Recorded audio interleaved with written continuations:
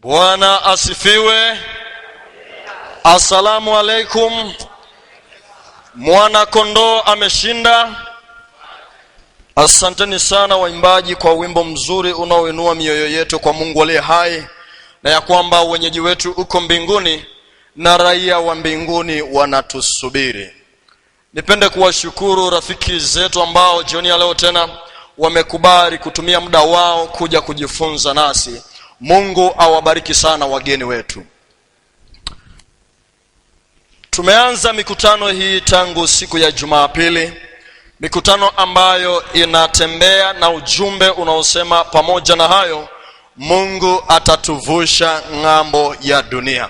Na tukasema ya kwamba Mungu ambaye tunaamini atatuvusha ng'ambo ya dunia ni yule ambaye kwenye kitabu cha Mwanzo anaitwa Muumbaji, lakini kwenye kitabu cha Kutoka huitwa Mimi Ndimi. Ni yule ambaye katika kitabu cha Yoshua huitwa Mwamba. Ndiye ambaye katika kitabu cha Zaburi Daudi anamuita mchungaji wa ajabu. Ni Mungu ambaye katika kitabu cha Isaya anamuita yeye ni mshauri wa ajabu. Lakini ni Mungu ambaye katika kitabu cha Malaki huitwa mkombozi. Ni Mungu ambaye katika kitabu cha Mathayo huitwa mwokozi. Lakini pia katika kitabu cha Yohana yeye huyu Mungu huitwa neno. Tukasogea mbali zaidi tukagundua ya kwamba Paulo humuita katika kitabu cha Wafilipi yeye ndani yake twayaweza mambo yote. Lakini Paulo humuita mfalme wa ajabu ambaye yuaja na utukufu na malaika na sauti ya parapanda ya Mungu itasikika hivi karibuni. Ndiye ambaye huitwa mkuu na Mungu wa miungu, ambaye kila jicho litamuona na kila goti litapiga chini yake, na viumbe vya mbinguni, viumbe vya duniani na hata chini ya nchi. Ni Mungu ambaye Yohana alimsikia akiwa katika kisiwa cha Patmo. Sauti yake huyu Mungu ni kama sauti ya baragumu. Ngoja nikwambie, Mungu huyu ambaye tunamwamini, yeye ametusogeza mbali na kutuelekeza ya kwamba yeye peke yake ndiye awezaye kutulinda na kutusaidia tusijikwae.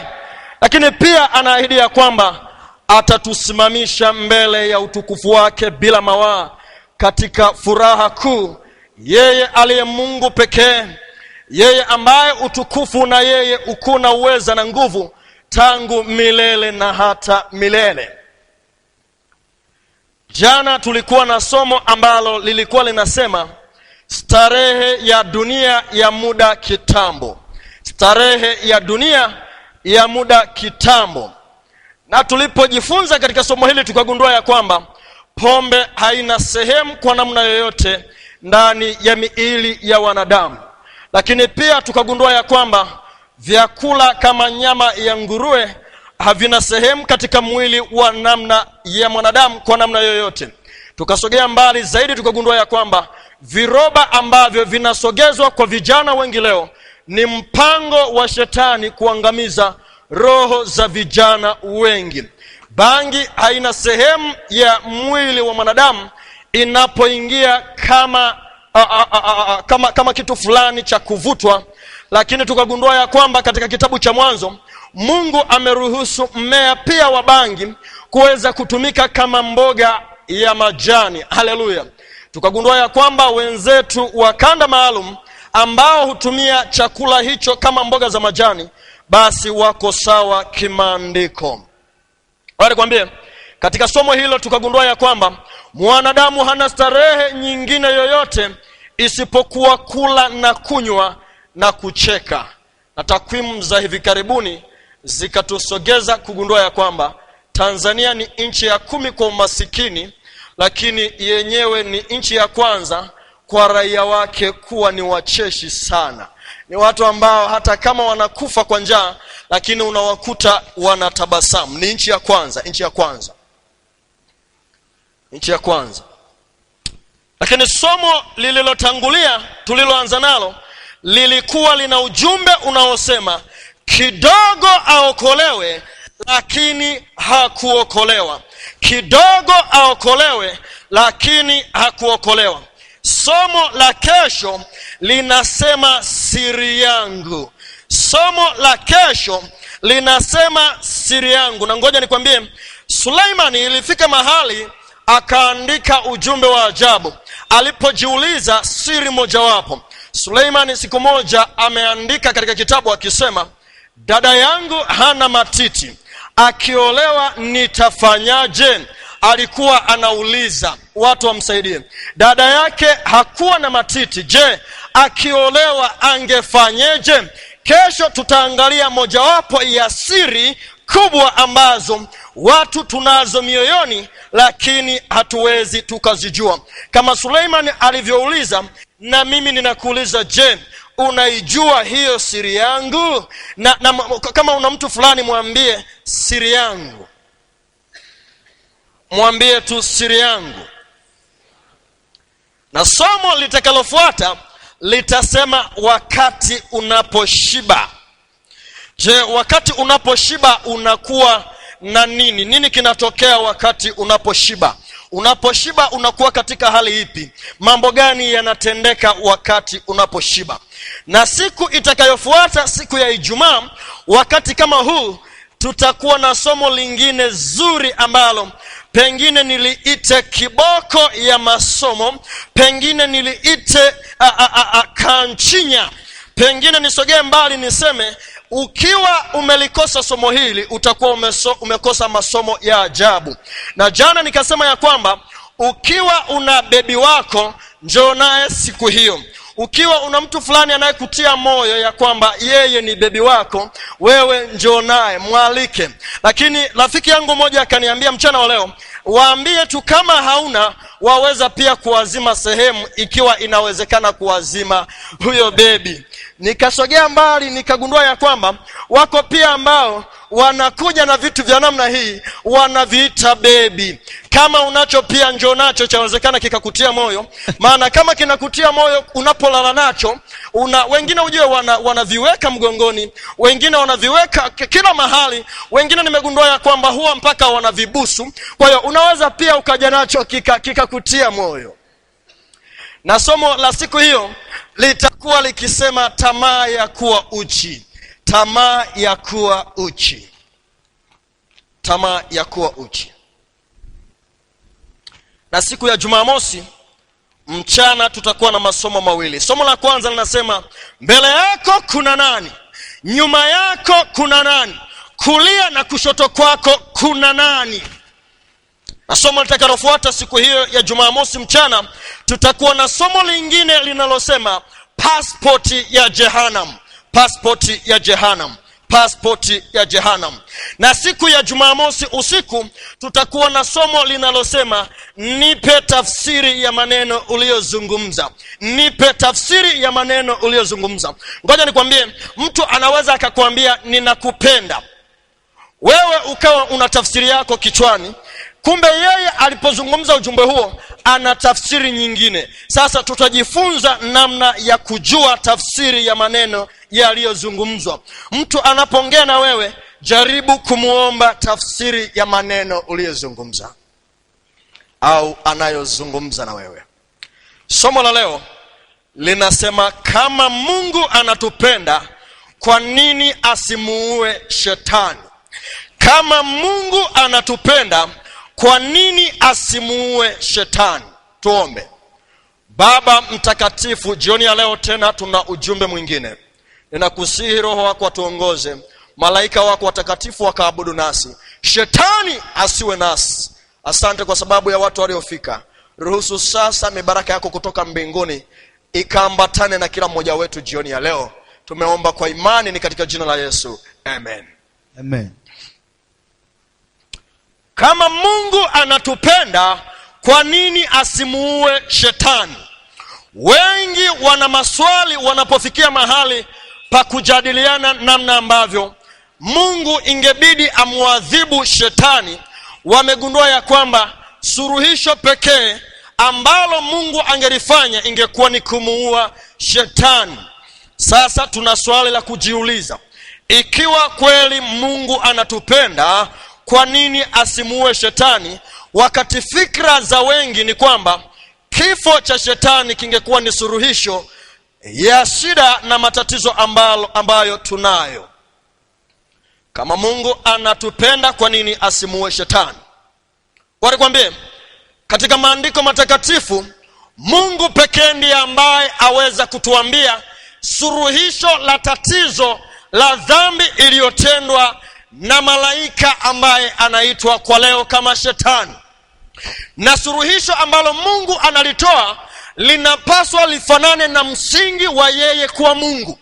Suluhisho ambalo anapaswa kulitoa halipaswi liharibu ule mfumo wake na uungu wake na utaratibu mzima ambao humtambulisha yeye kuwa Mungu. Katika waraka wa kwanza wa Yohana sura ya 4 aya ya 16, Mungu anaeleza mambo yafuatayo: nasi tumelifahamu pendo alilonalo Mungu kwetu sisi na kuliamini. Mungu ni upendo, naye akaaye katika pendo hukaa ndani ya Mungu, na Mungu hukaa ndani yake. Bwana asifiwe. Amen.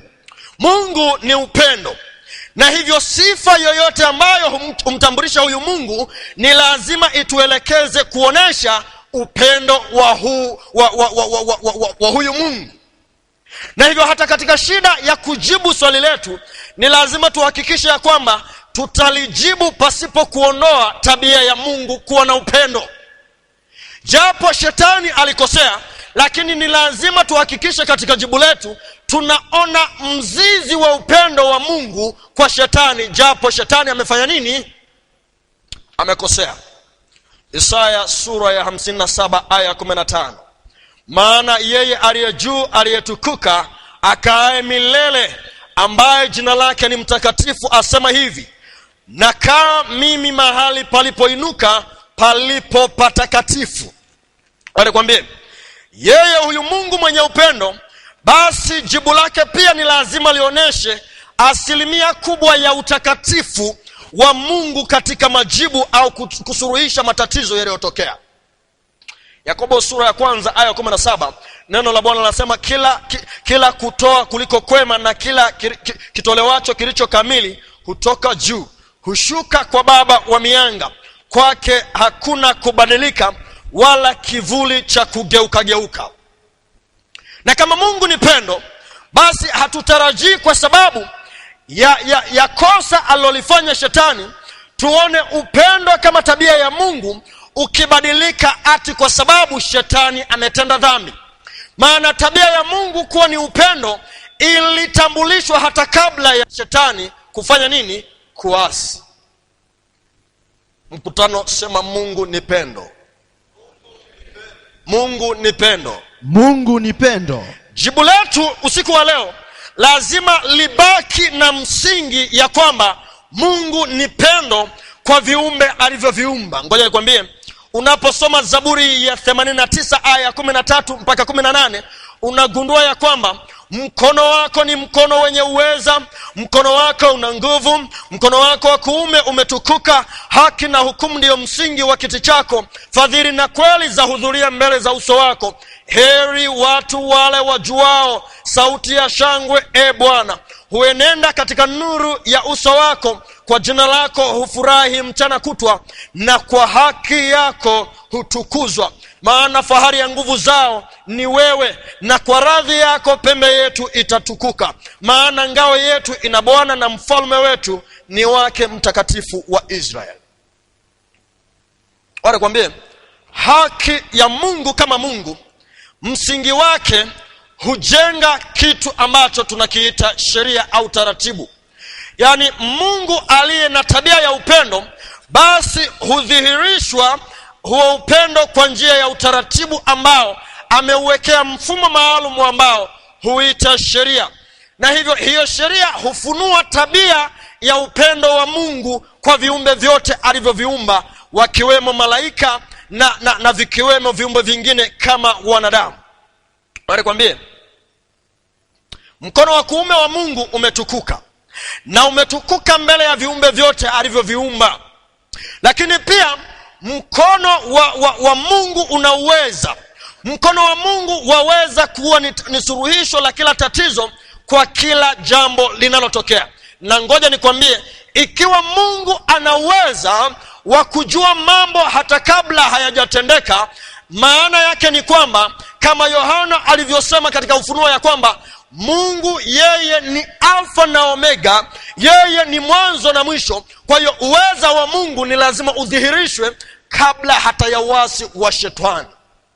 Nikwambie, maana yake ni kwamba Mungu kuwa ana suluhisho la kosa ambalo lingetendwa na shetani, ili ithibitishe uungu wa Mungu, ni lazima tushuhudie ya kwamba shetani alivyoasi, basi mbingu hazikupaswa zishangae kwamba Mungu apate bumbuwazi, ashangae na hivyo asononeke na kusema nini kimetokea. Ikiwa ni hivyo, maana yake ni kwamba uweza huu ambao huambatana na mkono wa Mungu haukuwako kabla ya dhambi. Lakini ikiwa Mungu anaweza tangu awali, maana yake ni kwamba alifahamu tatizo hili, na hivyo alikuwa na mpango madhubuti namna ya kutafuta suluhisho la tatizo la uasi wa shetani. Sikia maelezo haya. Sheria ya upendo ikiwa ndio msingi wa serikali ya Mungu, furaha ya viumbe wote inategemea utii kamili wa kanuni kuu za haki. Mungu anatamani kutoka katika viumbe wake wote utumishi wa upendo. Utumishi unaotoka kwenye chemichemi ya thamani ya tabia yake haufurahii katika utii wa kulazimishwa, na kwa wote anatoa uhuru wa utii ili watoe utumishi wa kujitoa. Mkutano sema kanuni za Mungu hutufanya tumuabudu kwa uhuru. Mungu anategemea ili tumtii kutoka mioyoni mwetu. Mungu hatarajii atulazimishe wala amlazimishe mwanadamu yeyote kumuabudu. Yeye husema ya kwamba msingi wa ibada yoyote sahihi kwa Mungu ni lazima iwe na sifa ya upendo, na huo upendo ndio utuelekeze kumtii Mungu.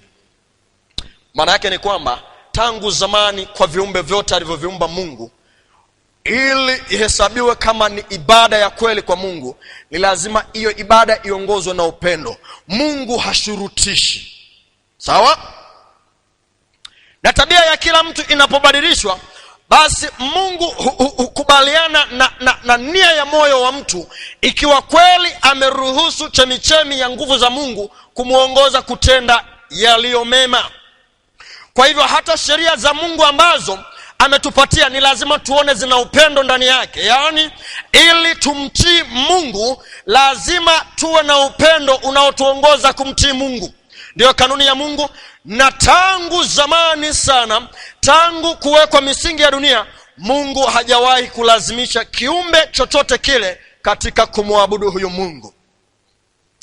Ikiwa msingi wa ibada ya kweli ya Mungu ni utii unaotekelezwa kwa njia ya upendo, je, hiyo kanuni itaendelea milele na milele? Tusome Ufunuo sura ya 1 aya ya 1. Ufunuo wa Yesu Kristo aliopewa na Mungu awaonyeshe watumwa wake mambo ambayo kwamba hayanabudi kuwako upesi. Naye akatuma kwa mkono wa malaika akamwonyesha mtumwa wake Yehova. Mungu huthibitisha kwamba alipoumba viumbe vingine vikiwemo hawa ambao wanaitwa wanadamu, aliweka mfumo wa utendaji kazi kutoka kwa Mungu kuwafikia hawa wanadamu. Na Mungu anasema ya kwamba tangu zamani alikuwa akifunua mafunuo, alikuwa akifundisha kila alilopenda kulifundisha kutoka kwa Mungu kupitia kwa malaika, na malaika wakiwaletea wanadamu taarifa. Kwa kusema hivyo, malaika waliumbwa pia kuwa watumishi wa Mungu, kuwahudumia wanadamu. Tusogee mbali zaidi. Katika kitabu cha Wafalme wa Pili sura ya 19 aya 35 anasema, ikawa usiku huo huo malaika wa Bwana alitoka akaingia kituo cha Waashuru, akawapiga watu 185,000. Na watu walipoondoka asubuhi na mapema, kumbe hao walikuwa ni maiti wote pia. Hii inathibitisha kwamba Mungu alipowaumba wanadamu ili kuhakikisha kwamba wanapata huduma kwa wakati mwafaka na bila kupoteza wakati, basi aliwaumbia watumishi ambao ni malaika, ambao aliwapatia uweza wa utendaji kazi kwa haraka bila kupoteza uhai wa wanadamu. Na mfano wake ni kama huu, ambapo malaika mmoja alitumwa kwenda Ashuru na akafanikiwa kuangamiza malaika mia ngapi? 185,000 kwa usiku moja. Wanakuambia. Kwa hiyo tunapotafuta jibu la swali letu ya kwamba kama Mungu anatupenda, kwa nini asimuangamize shetani? Ni lazima tujue ya kwamba shetani alikuwa ni sehemu tu ya maelfu, makumi elfu na 10,000 mara 10,000 ya malaika ambao waliumbwa na Mungu kuwahudumia wanadamu. Katika kitabu cha Ufunuo sura ya 5 aya ya 11, nikaona nikasikia sauti ya malaika wengi pande zote za kile kiti cha enzi na za wale wenye uhai na za wale wazee, na hesabu yao ilikuwa 10,000 mara 10,000, 10,000 na 10,000 mara 1000. Kwa hiyo malaika huyu ambaye tunajifunza habari zake alikuwa ni malaika, sehemu ya malaika wengi ambao walikuwa wakiongoza ibada ambayo ilionesha heshima na utukufu kwa Mungu mbinguni kabla ya kuasi kwa huyu malaika. Katika Ezekiel tunaanza kujifunza habari za huyu malaika. Ezekiel sura ya 28 aya 13. Na majibu ambayo Mungu ameyafunua kwa habari ya kutafuta jibu la hili swali ndiyo majibu pekee ambayo yatakuwa kikomo cha swali letu.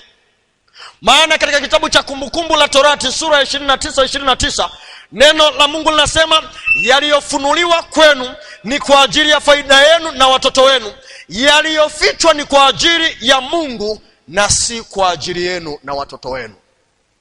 Nasema ya kwamba jibu ambalo Mungu atalifunua kwa ajili ya swali tulionalo ndipo ambapo litakuwa ni kikomo cha majibu tulionayo.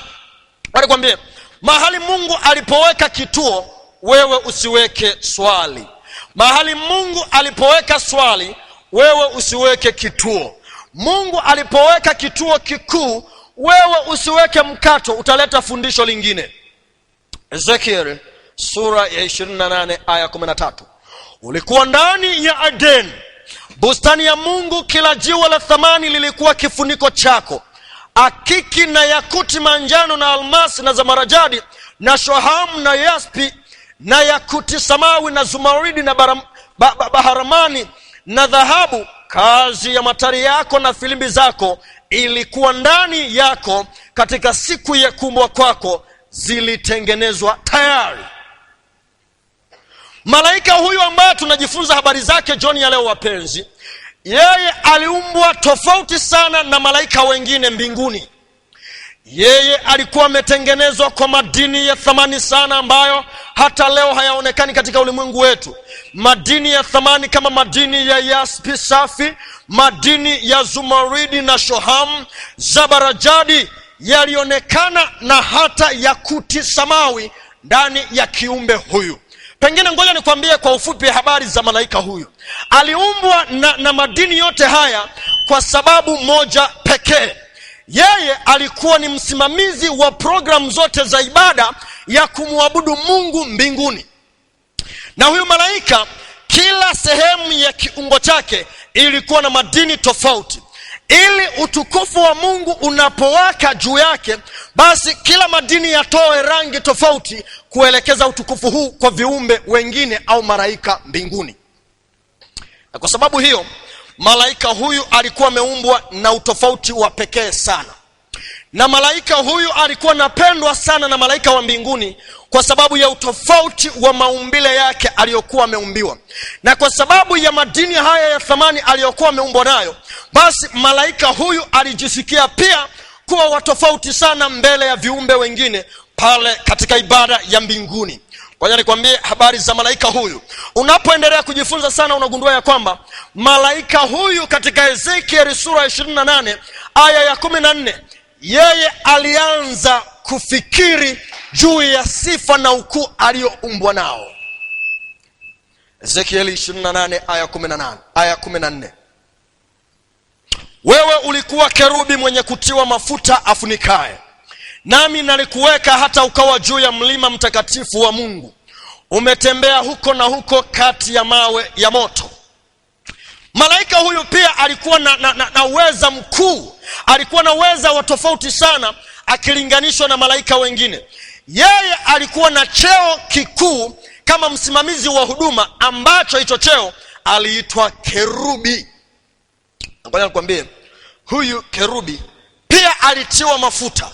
Japo alikuwa ameumbwa na madini ya thamani sana, lakini pia alitiwa mafuta ambayo kazi yake kubwa ilikuwa ni kuendelea kunakshi uzuri wa yale madini, ili kuruhusu utukufu wa Mungu unapomulika utoe ishara na mambo ya tofauti ambayo yalikuwa yakileta heshima na utukufu kwa Mungu. Maana utukufu ule ulikuwa ukitoka kwa Mungu ukimfunika yule malaika, naye hutoa mwanga kwa rangi tofauti tofauti kwa malaika wengine, jambo ambalo lilileta heshima na utofauti na ukuu kwa Mungu aliye hai. Lakini pia yeye alikuwa kama amewekwa juu ya mlima mtakatifu. Hilo ndilo ambalo najaribu kulieleza, vile ambavyo yeye alikuwa juu ya malaika wengine kuelekeza huduma takatifu kwa Mungu ambaye ni Mungu aliye hai. Ndipo huyu malaika akatembea huko na huko katikati ya mawe ya moto. Alipotembea kikatokea nini? Ezekiel 28 aya 15. Ulikuwa mkamilifu katika njia zako tangu siku ile ulipoumbwa.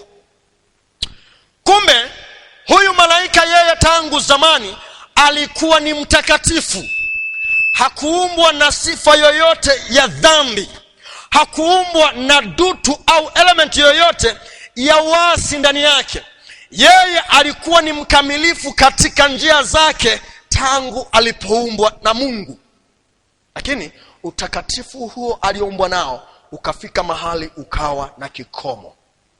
Sikia, hata uovu ulipoonekana ndani yako. Kwa hiyo malaika huyu hakuumbwa na uovu, hakuumbwa na dhambi ndani yake, hakuumbwa na namna yoyote ya dhambi wala jambo lolote ambalo lingemfanya aondoe ile heshima kwa Mungu.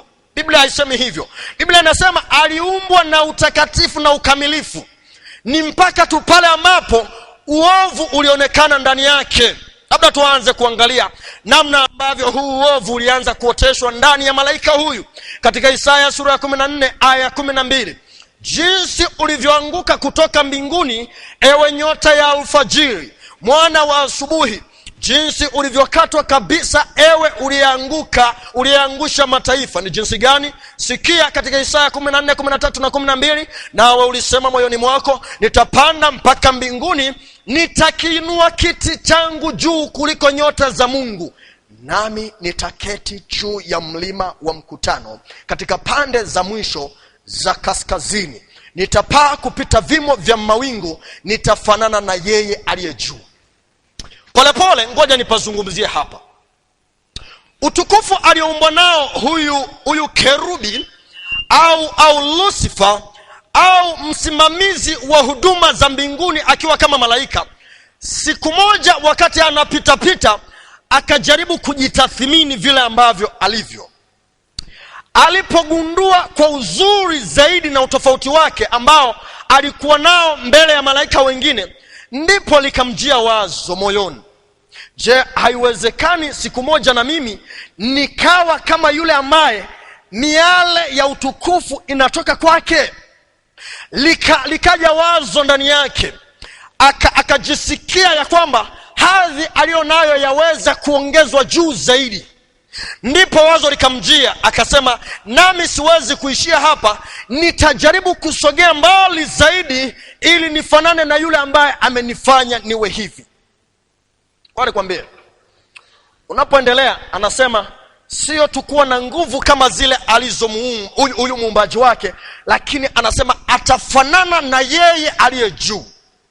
Kwa hiyo ile hali ya huyu malaika kutaka awe sawa na Mungu ikamjengea kiburi taratibu mbele ya ibada kwa Mungu aliye hai.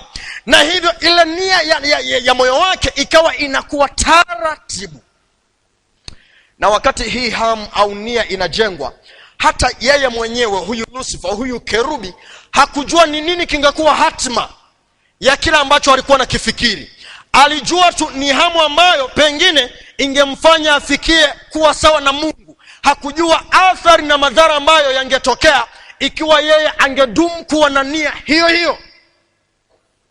Sikia, anasema akazimu moyoni mwake, atapanda mpaka mbinguni, atainua kiti chake kuliko nyota za Mungu. Na ni kweli alifanikiwa, maana alikuwa juu ya malaika wengine wote.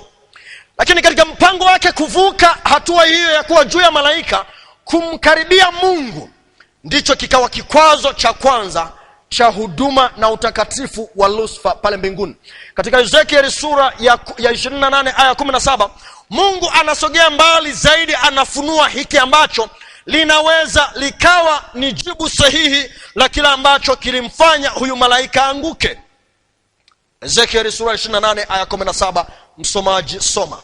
Moyo wako uliinuka kwa sababu ya uzuri wako. Moyo wako uliinuka kwa sababu ya uzuri wa malaika huyu. Umeiharibu hekima yako.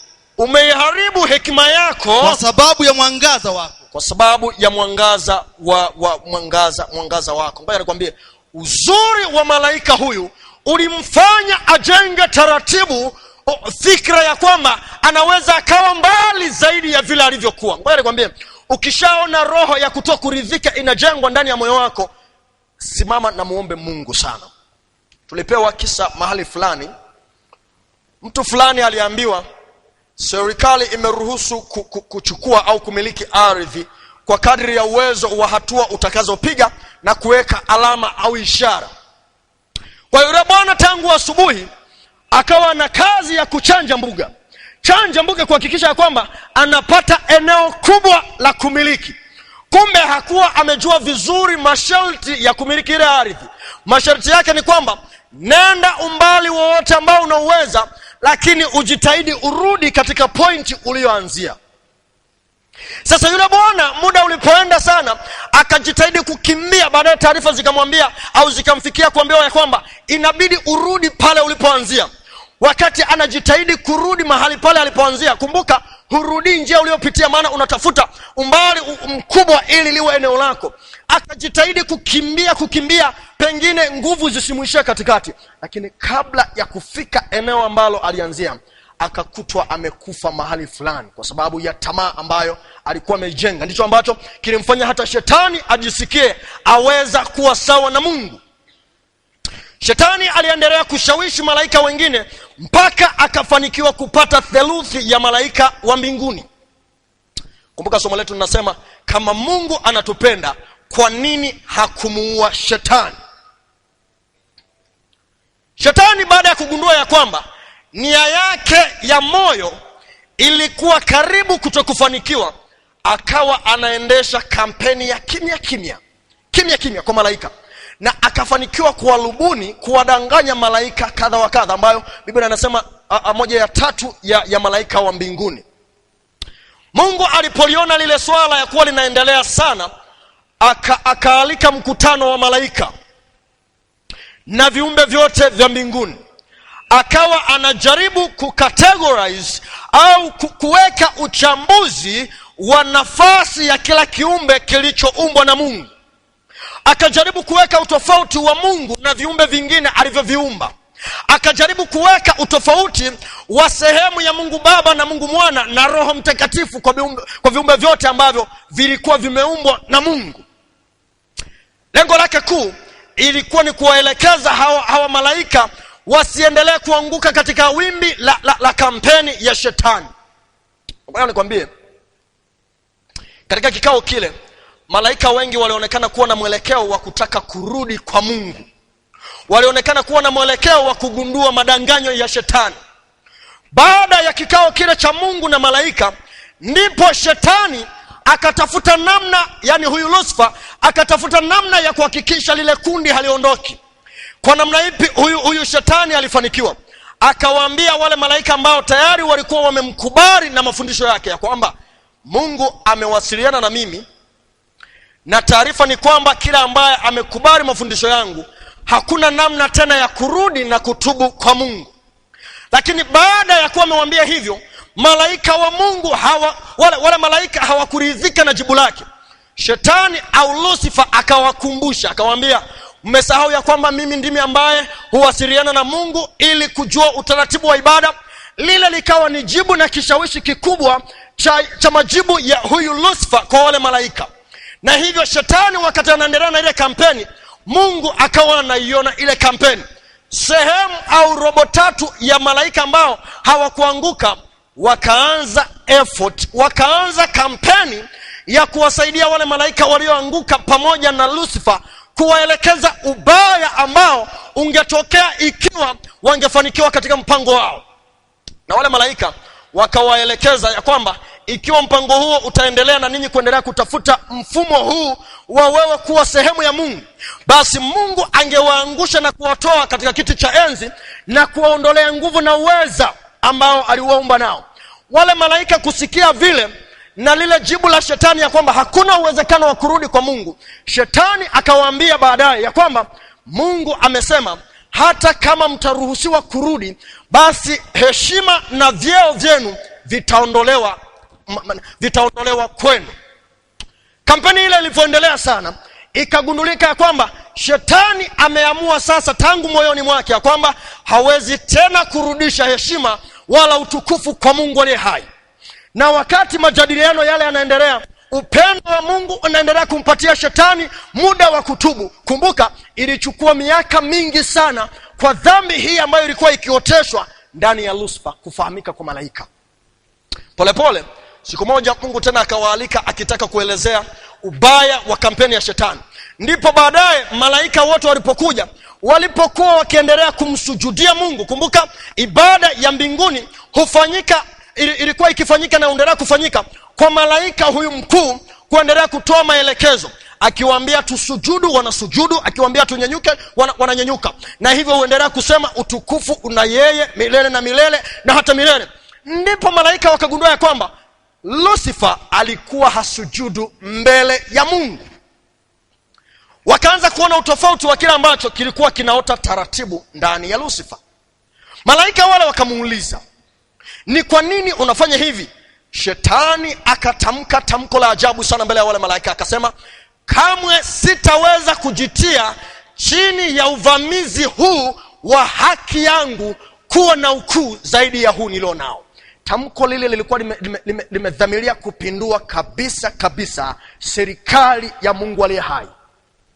Wanakuambia nini ambacho kinasemwa katika kitabu cha Ufunuo sura 12 aya ya 4. 12 fungu la 4 kitabu cha Ufunuo. Na mkia wake wakokota theluthi ya nyota za mbinguni. Kwa hiyo baada ya majadiliano yale makubwa, malaika wale ambao walikubaliana na mafundisho yake wakaona maelekezo ya Mungu hayakufaa kwa chochote, na hivyo wakaamua kuungana na shetani au lile kundi ambalo shetani alilidanganya. Na kwa sababu hiyo Mungu akaona hakuna namna nyingine ya kumwelekeza huyu shetani, japo amejaribu kutumia kila uweza kumshawishi. Kumbuka, ngoja nikwambie, tunaposema uweza wa kumshawishi ni ile kumwelekeza ubaya wa kila ambacho kilikuwa kinaota ndani yake. Si kweli kwamba Mungu asingeweza kumlazimisha, lakini kama ambavyo tumeanza kusema, msingi wa tabia ya Mungu ni upendo, na ibada ya kila kiumbe kwa Mungu huongozwa na dhamiri ndani ya mioyo ya hao viumbe. Kwa hiyo Mungu akawa anamwelekeza shetani ubaya wa kila ambacho kiliota, lakini shetani hakukubaliana, na hivyo Mungu akaazimu amuondoe mbinguni. Kule mbinguni. Ufunuo sura ya 12 aya ya 7. Kulikuwa na vita mbinguni, Mikaeli na malaika zake wakapigana na yule joka naye akapigana nao pamoja na malaika zake. Sasa wasomaji wa juu wa maandiko matakatifu wanafikiri kulikuwa na mabomu ya machozi, kulikuwa na makombora kule mbinguni, Mungu na malaika zake wakipigana na shetani na malaika zake. Na nimeshuhudia mahubiri kadha wa kadha, watu wanafundisha ya kwamba kulikuwa na bakora na silaha na kila namna huko mbinguni. Lakini napenda kukwambia, hii vita ambayo ilikuwa inapiganwa mbinguni ni vita ya maneno baina ya ile shetani kutaka kujiinua kuwa mbele za Mungu au kuwa juu ya Mungu, na ile kampeni ambayo shetani alikuwa akiendelea kuifanya, huku Mungu akijaribu kumuelekeza ubaya wa kila chokotaka kukifanya. Ndicho huitwa kama vita baina ya uovu na wema, vita baina ya heshima ambayo shetani anataka kuichukua au kunyang'anya au kufanya nini, kubeba nguvu na utukufu wa Mungu ili uwe wake. Hicho ndicho ambacho kinasema kama vita. Na hivyo yule Mikaeli na malaika zake wakajaribu kumuelekeza ubaya wa hii dhambi huyu malaika ambaye walikuwa wamemuumba, lakini haikuwezekana. Shetani akaazima moyoni mwake hata piga tena magoti kumsujudia Mungu. Ufunuo 12 aya 9. Yule joka akatupwa, yule mkubwa, ndio nyoka wa zamani aitwaye Ibilisi na Shetani, audanganyaye ulimwengu wote, akatupwa hata nchi na malaika zake wakatupwa pamoja naye. Kwa hiyo baada ya Mungu kufanya kila jitihada kuwaelekeza hao malaika, iliposhindikana, Mungu akaamua kuwafukuza mbinguni. Mungu akaazimu kuwaondoa mbinguni kwa sababu alijaribu kuwaelekeza ubaya wa dhambi, lakini nia ya shetani kuwa sehemu ya Mungu na kutwaa mamlaka yote ya Mungu, yani miliki ya mbinguni na dunia na viumbe vyote alivyokuwa ameviumba Mungu, aliposhindwa kuoneshwa ule ubaya, aliposhindwa kukubaliana na mawazo ya Mungu, basi Mungu akamtimua shetani na malaika zake akawatoa katika kiti cha enzi. Na hilo ndilo likawa ni shida kwa huyu shetani. Wale kwambie, na ndipo ikafika mahali katika Biblia anasema shetani akatupwa katika nchi, naye alionekana akishuka kama umeme. Luka 10 fungu la 18. Nilimuona shetani akianguka kutoka mbinguni kama umeme.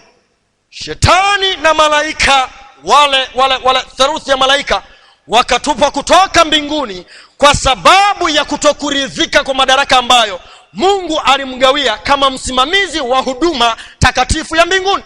Nia ya shetani kutaka kuwa sawa na Mungu ikamfanya akatae sheria na utaratibu wa Mungu mbinguni. Ngoja nikwambie, akatupwa kama umeme. Ezekiel 28:16, nawe umetenda dhambi, kwa sababu hiyo nimekutoa kwa nguvu katika mlima wa Mungu kama kitu kilicho najisi. Ewe kerubi ufunikae, utoke katika mawe hayo ya moto. Mungu akaona suluhisho pekee ni kumuondoa shetani mbinguni, maana shetani alikuwa anaendelea na kampeni. Shetani alikuwa na kampeni ya kuendelea kuwarubuni malaika kukubaliana naye. Na alipotenda ile dhambi ndipo akaitwa muasi shetani. Kwa hiyo huyu malaika, kumbuka, alikuwa ameumbwa na Mungu na alikuwa anapendwa, na akawa amepewa majina mazuri kama Lucifer au kerubi, nyota ya alfajiri, lakini alipokosea akaitwa shetani au shetani kwa rafiki zangu ambao wanapenda kutumia neno hilo. Na shetani maana yake ni mpingamizi wa sheria za Mungu, ni mpingamizi wa sifa na ukuu wa Mungu. Bwana alikwambia namna ambavyo ilifanyika hii mpaka Mungu kuamua kumfukuza shetani. Nini kilifanyika mpaka Mungu kuamua kumfukuza? Mungu wakati amealika kikundi kile cha malaika wengi, kumbuka inasemekana hawana idadi, maana ukichukua 10,000 mara 10,000, 1000 mara 1000 mara 1000 mara 1000 unakosa ni namba hivi. Wakati Mungu anaendesha kikao kuelezea athari ya kile ambacho kingetokea, basi shetani naye akasogea kando, akaita kundi lingine la malaika, akawaambia ya kwamba ikiwa mtanifanya kuwa sehemu ya Mungu, mimi nitatengeneza serikali nyingine ambayo itakuwa tofauti sana na serikali hii. Na akawaambia kila moja atapewa nafasi ya juu zaidi ya hii mlio nayo. Mungu akamwambia, umevuka miimo ya mamlaka. Shetani akatangaza rasmi, akasema, vyovyote iwavyo siwezi tena kurudisha heshima na utukufu kwako. Na wakati shetani anafanya hivyo, kumbuka kazi kubwa aliyokuwa nayo Mungu ni kuhakikisha ya kwamba adhabu au kila ambacho atakifanya hakitoondoa tabia yake ya kwamba Mungu ni pendo. Kwa wakati huo, mbingu na nchi na viumbe vyote ambavyo vilikuwa katika maeneo hayo havikuwa tayari vimeandaliwa kupokea ile athari ya dhambi. Havikuwa vimejua kama kuna kitu kinaitwa dhambi. Kwa hiyo wakati Mungu anatafuta suluhisho la tatizo la kile ambacho kimeota ndani ya Lucifer, alikuwa pia anatahadhari kuhakikisha ya kwamba ikiwa atamwangamiza shetani, basi viumbe vingine vyote vingemwabudu Mungu kwa hofu. na si kwa upendo. Na uthibitisho wa kampeni ya shetani ungefanikiwa ya kwamba Mungu hana haki, ni Mungu wa kulazimisha. Kwa sababu hiyo Mungu hakuwa anapaswa kumuua shetani, maana wanadamu na malaika wote waliokuwa wanafahamu ya kwamba huyu Lucifer ni sehemu ya uumbaji wa Mungu, wangeshangaa kuona Mungu anamwangamiza shetani, na kwa wakati huo wao hawakuwa wameona vizuri athari ya kila ambacho kingetokea kwa kila ambacho Lucifer alikitetea. Ngoja nikwambie, kwa maana hiyo Mungu anaendelea kumuacha shetani mpaka pale ambapo malaika na viumbe vingine vyote vilivyoumbwa na Mungu vitatambua athari ya uasi wa utaratibu wa Mungu, vitatambua athari ya kuvunja sheria za Mungu, vitatambua vile ambavyo kunaweza kutokea jambo la ajabu ikiwa sheria na taratibu za Mungu zitavunjwa. Ngoja nikwambie, wakati tunapojadiliana kuhusu adhabu ya shetani, ni lazima tuwe tunafikiria swala lifuatalo. Ikiwa suluhisho la dhambi ni kuua, kuna hata mmoja wetu ambaye hapa angekuwepo? Tuko sawa wapenzi? Nimeuliza, ikiwa suluhisho la dhambi ingekuwa ni kuua, je, kuna hata mmoja wetu ambaye angekuwepo mahali hapa? Hapana. Isingekuwepo. Kama vile ambavyo shetani aliachiwa nafasi, mlango wa rehema kutubia kila ambacho kilikuwa kinaota ndani yake, ni vile vile upendo wa Mungu humfanya hata sisi tunapotenda dhambi tusiangamizwe. Na ngoja nikwambie, watu wanakosea, wanasema tunatenda dhambi kwa sababu ya dhambi ya shetani. Neno la Mungu linasema kila mtu hujaribiwa na tamaa yake mwenyewe. Neno la Mungu halisemi kila mtu huangushwa na tamaa ya shetani. Hapana. Neno la Mungu linasema kila mtu hutenda dhambi kwa sababu ya tamaa inayokuwa ndani yake mtu huyo, na pole pole ile tamaa huzaa mimba, na ile mimba ikikuwa sana huzaa kitu ambacho tunakiita dhambi. Kwa hiyo Mungu asingemwangamiza shetani, maana suluhisho la dhambi si kumwangamiza shetani, bali ni kuiondoa dhambi.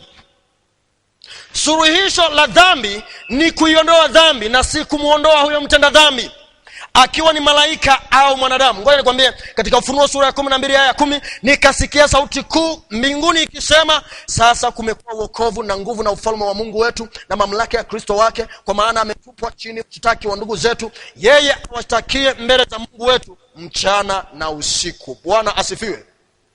Kwa hiyo shetani alipoondolewa mbinguni, kampeni ile iliyokuwa ikiendelea mbinguni ilipoondolewa, malaika wakamshangilia Mungu, wakafurahi sana, maana kila ambacho kilikuwa kikiwaweka katikati ya kutokujua lipi na lipi kilikuwa kimeondolewa. Je, ni mambo yapi yalimwangusha shetani? Je, mambo gani yalimwangusha shetani? Shetani aliangushwa na kupingana na sheria ya Mungu. Shetani aliangushwa na kupingana na sheria ya Mungu, na ndilo ambalo leo anasisitiza sana dunia iungane kupingana na sheria na utaratibu wa Mungu. Wakati Mungu anasema ndoa ni ya watu wa jinsia mbili tofauti, shetani anasema inawezekana tu ukatafuta kijana mwenzako mkakubaliana mkawa ni mume na mke, japo wote mtakuwa na ndevu. Anasema inawezekana. Inawezekana. Wakati Mungu anasema haiwezekani kuua, wanasayansi kupitia mavuvio ya shetani wanasema kuna uwezekano ukatoa mimba kwa njia salama, unaenda kwa daktari, wanamchinja au wanamnyonga yule mtoto tumboni. Wanasema inawezekana. Shetani aliangushwa na kupingana na sheria za Mungu na utaratibu wa Mungu, lakini shetani aliangushwa na wivu juu ya mamlaka ya Yesu. Mamlaka ya Yesu. Akaona Yesu hawezi kuwa na sehemu ya uungu wa Mungu. Na katika fundisho hili ngoja nikwambie, wanadamu wengi watavutwa katika fundisho lililomwangusha shetani kwa kupenda kutokukubaliana na uungu au mamlaka ya Yesu kwa Mungu. Bora nikwambie, jambo la tatu ambalo lilimwangusha shetani ilikuwa ni kiburi. Na ndilo pia ambalo litawaangusha wanadamu wengi. Wanadamu wengi wana kiburi kilichokithiri. Nilikuwa naongea na binti moja siku moja hapa chuoni, nikamwambia, habari gani, mbona naona mwenendo wako si mzuri sana kwa habari ya mahusiano? Akaniambia, subiri nile dunia hii, nikichoka nitakuja kusari. Na wakati huo anaongea na mimi, alikuwa amejishika eneo fulani hivi, ingawa sina kitu fulani ambacho kinaweza kikafanana na yeye, lakini alijishika hivi kuonesha kiburi na kunishusha ya kwamba nisingezungumza maneno hayo. Kiburi kilimwangusha shetani, lakini jambo la aina ambalo lilimwangusha shetani ni uchu wa madaraka. Uchu wa madaraka. Wewe umejiita mwinjilisti, unaona haitoshi. Unajiita nabii, unaona haitoshi. Unajiita mtume, unaona haitoshi. Unajiita mzee wa anaishi hapo majina mengine. Utukufu. Uchu wa madaraka na mamlaka vilimshinda shetani. Anakuambia kama shetani angeangamizwa mara moja pindi alipoasi, mvuto wa udanganyifu wake usingeharibiwa kabisa, wala roho ya wasi isingekuwa imefutwa, bali utaratibu wa wasi ungeendelea pale pale. Maana angekuwa ameuawa malaika, na malaika mwingine angeweza tukuasi kama malaika. Dhambi iliyomwangusha shetani ilihama kuenda kwa malaika wengine, na hivyo hata angeondolewa huyo, bado dhambi ile ingeendelezwa na vikundi vingine, malaika pamoja na wanadamu. Ndio maana hata leo sisi ambao tunafahamu athari ya dhambi, bado hatukubaliani na toba ya kweli na kuruhusu uungu wa Mungu ubadilishe tabia zetu. Hata baada ya kutupwa kutoka mbinguni, hekima isiyo na mwisho haikumharibu shetani. Hekima isiyo na mwisho. Mungu aliendelea kudhihirisha heshima yake na upendo wake kwa viumbe alivyoviumba, japo vinakuwa vimekosea. Kwa vile utumishi wa upendo ndio pekee unaokubalika kwa Mungu. Utumishi wa upendo ndio pekee unaokubalika kwa Mungu. Utii wa viumbe wake lazima utokane na uthibitisho wa haki na ukarimu wake. Kama angefutiliwa mbali asionekane, baadhi wangemtumikia Mungu kwa hofu na si kwa upendo, jambo ambalo sio msingi wa ibada ya kweli ya Mungu. Kwa kumfukuza shetani kutoka mbinguni, Mungu alitangaza haki na heshima yake. Uasi wa shetani umeendelea kuruhusiwa uendelee mpaka pale ambapo kila kiumbe kitajua athari ya dhambi na kuona umuhimu wa kumpokea Mungu awaongoze katika kukubali uungu wa Mungu, ambao utatufanya pia utufanye tunyenyekee chini ya sheria na utaratibu wote ambao Mungu ameuweka. Kwa kumfukuza shetani kutoka mbinguni, Mungu alitangaza haki na heshima yake kama Mungu mbele ya viumbe vingine. Mwisho wa somo letu, kwa nini Mungu asimuangamize shetani? Sababu zitakuwa zimetolewa. Jibu lako utakalokuwa nalo lazima liongozwe na Mungu ni pendo. Mungu ni pendo. Mungu awabariki. Tusimame tuombe tunapomalizia somo letu jioni ya leo. Mungu wa mbinguni, asante kwa ajili ya uungu wako. Heshima na utukufu ni vyako milele na milele. Tumegundua ya kwamba shetani yeye ni mbabaishaji tu. Shetani ni mbabaishaji. Na tumegundua ya kwamba kukiri hoja ya haki ya shetani ni sawa na kukiri na kupokea dhambi ambayo ni madai ya shetani. Turuhusu sisi Kristo tukupokee wewe, utuongoze, na kila aliyefika hapa akakubali uungu wako na ukuu, heshima na utukufu, kwa kunyenyekea chini ya maelekezo yako kwa upendo. Tusaidie tena kesho turejee kwa ajili ya vipindi. Ni katika jina la Yesu. Amen.